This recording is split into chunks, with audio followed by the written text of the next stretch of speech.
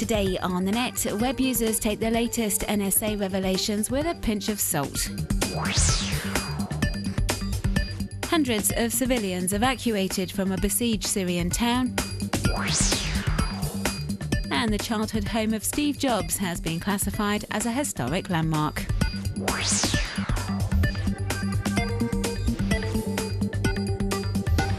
Between December 2012 and January 2013, the NSA allegedly used its codenamed Muscular program to collect some 181 million records, including metadata from Yahoo and Google data centers across the United States and the rest of the world. The revelations first came to light in an article published on the Washington Post website on Wednesday. The article came with a top-secret hand-drawn post-it note explaining how the US intelligence agency managed to exploit data from the two web giants.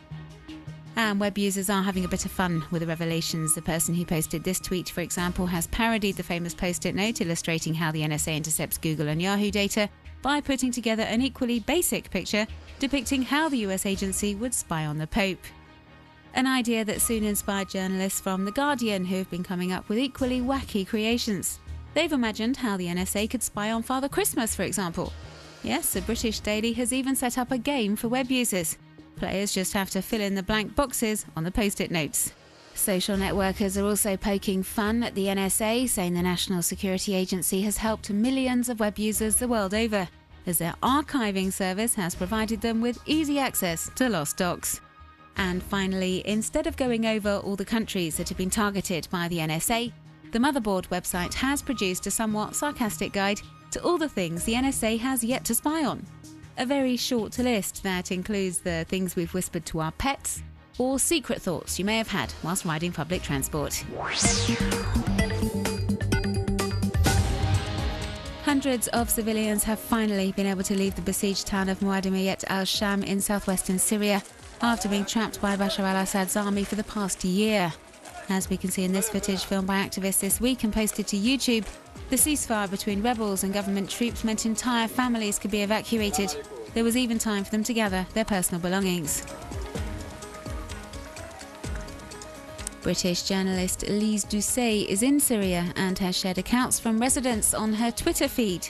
They say they're too tired to walk or have been deprived of food and have had to eat grass.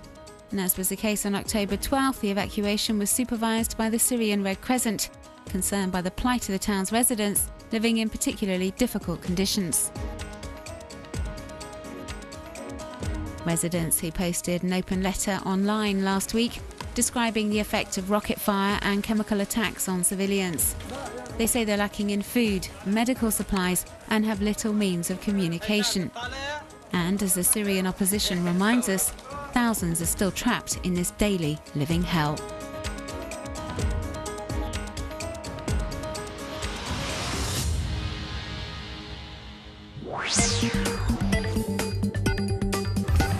South African web users have been pointing the finger at the Johannesburg police force after officers opened fire on a car driven by hip-hop artist Kuli Kana, leaving him seriously wounded. The police apparently wanted to stop his car as they'd mistaken it for a vehicle thought to be involved in a kidnapping. Social networkers aren't convinced, however, and have been denouncing the all too frequent cases of police abuse in South Africa and demanding the officers involved in the shooting blunder receive exemplary punishment.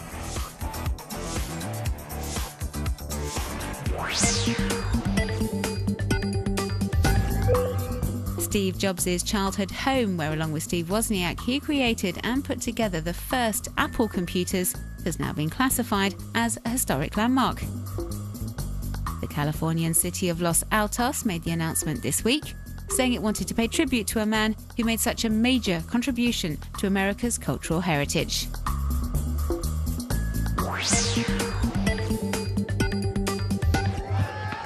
NBA star Kyrie Irving, who plays for the Cleveland Cavaliers, created a buzz last year with a video that saw him disguised as an old man and taking on some young basketball players.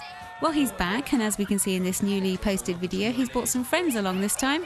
Two other basketball stars, Nate Robinson from the Denver Nuggets and Maya Moore from the Women's League. And they all put on a pretty impressive performance on a court in downtown Chicago. Enjoy.